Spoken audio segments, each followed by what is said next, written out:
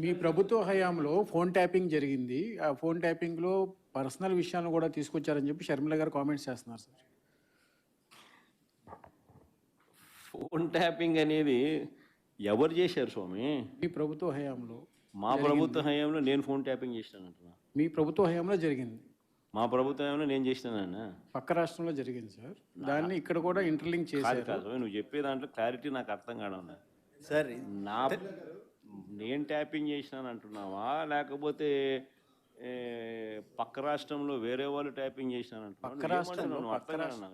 పక్క రాష్ట్రంలో ఫోన్ ట్యాపింగ్కి సంబంధించినటువంటి వ్యవహారం జరిగింది.